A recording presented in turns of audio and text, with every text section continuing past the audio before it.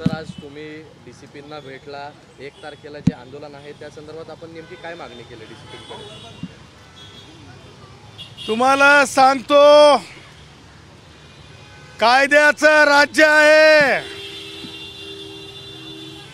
राज ठाकरे म्हणतंय म्हणून किंवा उद्धव म्हणतंय म्हणून किंवा राष्ट्रवादी काँग्रेसचे वयोवृद्ध पुढारी शरद पवार म्हणतात म्हणून गलत काम महाराष्ट्र में, बम्बई में नहीं चलेगा. कानून के दायरे में सबको रहना पड़ेगा. आणि ज्या प्रकारे त्यांनी मोर्चाला नाव दिले, काय नाव दिलं त्यांनी मोर्चाला?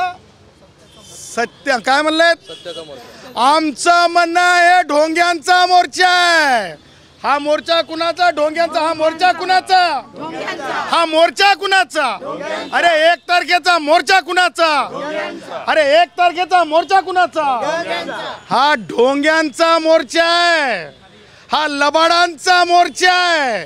हा बहुरुपयांचा मोर्चा आहे. हे फसवा फसवीचा मोर्चा आहे.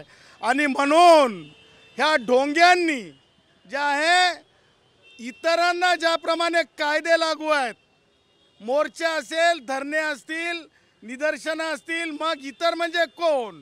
माझे पारधी भावांचा मोर्चा असेल, माझ्या कैकाडी भावांचा मोर्चा असेल, माझ्या वडार भावांचा मोर्चा असेल, माझ्या बंजारा भावांचा मोर्चा असेल, माझ्या धनगर भावांचा मोर्चा असेल, माझ्या वंजारी भावांचा मोर्चा असेल.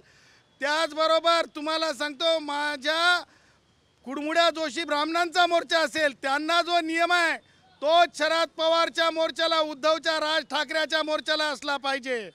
ते हे काही कायद्यापेक्षा मोठे नाहीत. आझाद मैदान ठिकाण ठरवून दिलेलं आहे उच्च न्यायालयाने. त्याच्या व्यतिरिक्त मोर्चा दुसरीकडून निघू शकत नाही. आणि जर कायद्याचा भंग करणार असतील तर तातडीने त्यांच्यावर कारवाई करण्यात यावी. याकरिता आज आम्ही माननीय DCP झोन 1 मुंडे साहेबांना, त्याचबरोबर पोलीस आयुक्तांना, त्याचबरोबर राज्य सरकारला जे आहे आम्ही तक्रारी दाखल केलेल्या आहेत. आणि हे तक्रारी दाखल करत असताना आम्ही महत्त्वाची एक गोष्ट याच्यात नमूद केलेली आहे.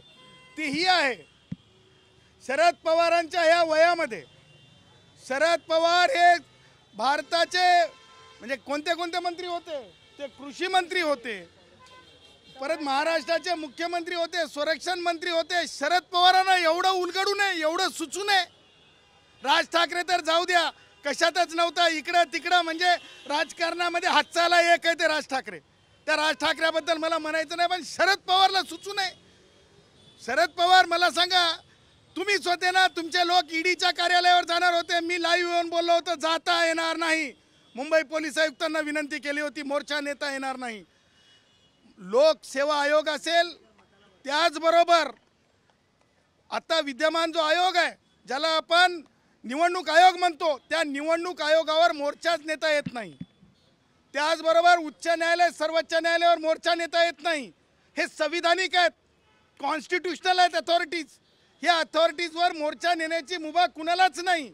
उद्याच्याला जर तुम्ही म्हणले नाही, आम्ही त्या उद्धव ठाकरेचा तो संजू बाबा म्हणला नाही, सुप्रीम कोर्टामधून निशाणीसाठीचं जी केस आहे, शिवसेनेची केस आहे, आम्ही तिकडं वळू, असं वळवता येत नाही, वळता येत नाही. संजू, नुसतं बघ बोलून चालत नाही, कायद्याचा भंग करता कामा नाही. संपादक आहे, किती दर्जाचा, सुमार दर्जाचा आहे, त्याच्यावर आम्हाला बोलायचं नाही. परंतु शरद पवारला तरी सुचायला पाहिजे की अशा प्रकारे मोर्चा काढता येत नाही. काढण्याचं बंधन आहे की याच्यामध्ये रिस्ट्रिक्टेड आहे अशा अथॉरिटीजला. आणि मला सांगा, तुमच्यात निवडणूक लढायची ताकद नाही आणि म्हणून सगळं हे तुम्ही की नाही आव्हानात आहात. मला हे म्हणायचं आहे खास करून जनतेला, जनता मायबाप आहे. अरे मायबाप, जनतेतल्या सर्व युवकांनो हे लक्षात ठेवा, हेच शरद पवार आणि हेच ते संजू बाबा हे बोंबलत गेले. नगरपालिकेच्या निवडणुका, जिल्हा परिषदच्या निवडणुका लावा म्हणून बोंबलायचे. हे पाहिजे निवडणूक, पाहिजे निवडणूक. सुप्रीम कोर्टाने सांगितलं निवडणुका घ्या. मी तुम्हाला चॅलेंज करतो, संजू बाबा, उद्धव, राज ठाकरे, तेरे में दम है तो चुनाव रोक के बता. राज ठाकरे, तेरे में दम है तो चुनाव रोक के बता. राज ठाकरे, तेरे में दम है तो चुनाव रोक के बता. आणि म्हणून निवडणूक तर होणार का? जिल्हा परिषदेमध्ये आज लोकप्रतिनिधींचं नसल्यामुळे लोकांची कामं अडतात. नगरपालिकांमध्ये महापालिकांमध्ये मला असं वाटायलं मुंबई महापालिकेमध्ये उद्धवचा सुपडा साफ होणार आहे. दोघं भाऊ हातात बांधून सुद्धा हातात रिकामे जाणार आहेत. आणि म्हणून मग मला असं वाटतं की ज्या जुन्या केसेस आहेत कोणत्या कोविडमधल्या त्या चौकशावर येतील म्हणून आता निवडणूकच नको म्हणायला लागलेत. आणि म्हणून निवडणुका होणार आहेत. कायद्यापेक्षा मोठे नसल्यामुळे यांना कायदेसम्मत यांनी विनंती करून ठरलेलं ठिकाण अधोरेखित करून द्यावं अशी विनंती जर यांनी कायदासम्मत असेल तर यांना द्यावं. अन्यथा कायदासम्मत नसलेल्या बाबींकरिता मोर्चा काढता येणार नाही. कारण मोर्चा हा भुक्यासाठी आहे का? मोर्चा हा ओल्या दुष्काळासाठी आहे का? मोर्चा हा बेरोजगारीसाठी आहे का? अरे हे की नाही हे दळभद्री मोर्चा कशासाठी काढत आहेत? उद्या मृत्यूवय दिसतंय तर आजपासून गवरायला लागलेत. हे निवडणुकीमध्ये हारणार आहेत. यांची राख होणार आहे, माती होणार आहे. म्हणून अगोदरच गौरण सुरू केलं, आम्ही उद्या मरणार आहोत रे, आम्ही उद्या मरणार आहोत रे म्हणून. आणि म्हणून यांच्यावर कायदेशीर कारवाई करावी. यांना काही तशा प्रकारचं करू देऊ नये. कारण टॅक्सीवाल्याचं पोट आहे, त्याच्याचबरोबर दिहाडी मजुराचं पोट आहे, व्यावसायिकाचं पोट आहे. GDPला धक्का लागू शकतो. फॅशन स्ट्रीटमध्ये देशातले लोक शॉपिंगसाठी येतात. त्यांच्या रोटी कपडा मकान जो त्यातून चालतो चटणी रोटी त्याच्यावर असर होऊ शकतो.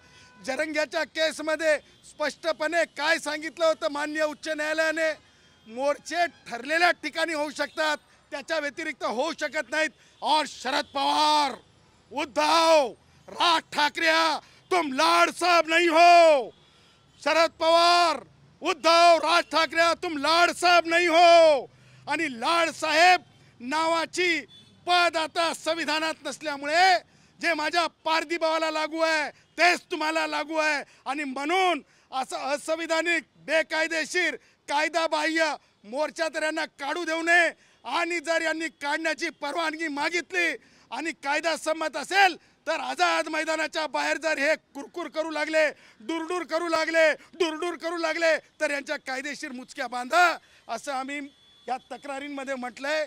आम्हाला माननीय DCP साहेबांनी स्पष्ट सांगितलंय कायद्यापेक्षा कोणाला सुद्धा परवानगी देण्यात येणार नाही. कायदा संमत जर अर्ज असेल तरच परवानगीचा विचार होतो. कायदा संमत नसेल तर परवानगीचा विचार होत नाही. अगदी अधोरेखित करून सांगितलेलं आहे. कायद्याचं राज्य आहे. मला असं वाटतंय शरद पवारांच्या वैचारिक खिडक्या डोक्यातल्या खुलाव्यात ही एक भावना आहे. राज ठाकरेंचं राजकारण तर मी तुम्हाला सांगितलंय ते की नाही हातचं आला एकच आहे, त्याला काही कळो की न कळो. परंतु ते कार्टून काय काढतंय ते उद्धव काय काढते हां सुमार दर्जाचा व्यंगचित्रकार उद्धव, त्याला कळो की न कळो. परंतु शरद पवारनं तरी तातडीनं भूमिका बजवावी की खरंच निवडणूक आयोगाच्या विरुद्ध मोर्चा निघू शकतो का हे शरद पवारांकडून मला ऐकणं अपेक्षित आहे. यापूर्वी पण जरांगेंना परवानगी नव्हती, मात्र त्यांच्या मोर्चा निघालेला होता. आपण मुंबईमध्ये ठिकठिकाणी रस्ते बंद पण पाहिले होते. मग DCPचं म्हणणं आता नेमकं काय होतं की त्यांनी तर काल पोलीस आयुक्तांची भेट घेतली परवानगी द्यावी म्हणून. सर्व पक्षीय नेते देखील त्यांना जाऊन भेटले. महाविकास आघाडीचे अहो संविधानापेक्षा नेते मोठे नाहीत, संविधान महत्वाचं आहे. कायद्याचे रक्षक असले पाहिजे नेते, कायद्याचे भक्षक नसले पाहिजे नेते, हेच संविधान सांगतंय. आणि मोर्चा कशासाठी आहे? आणि तुम्हाला सांगतो भुलभुलैया करून युवकांनो लक्षात ठेवा, जरंग्यानं मोर्चा काढला म्हणून त्याचा कित्ता गिरवू नका.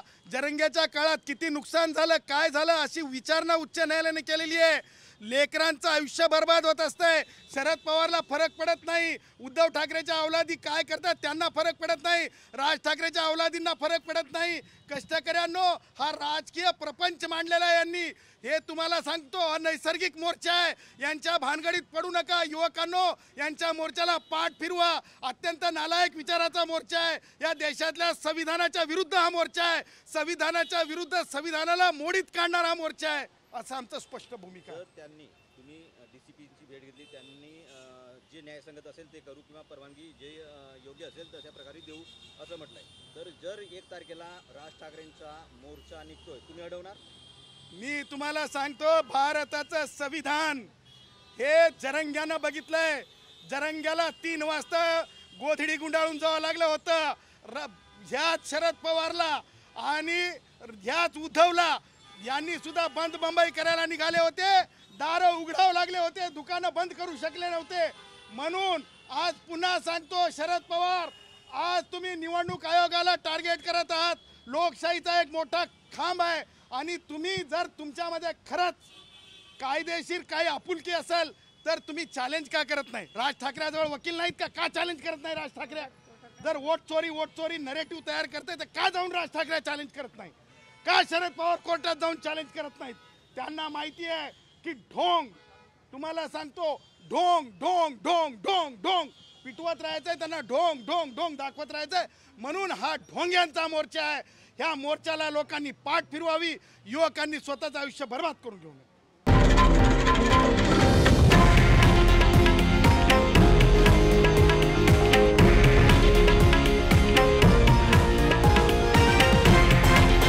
हे आहे देशातील नंबर 1 न्यूज नेटवर्क आणि आपण पाहत आहात TV9 मराठी, एकमेव.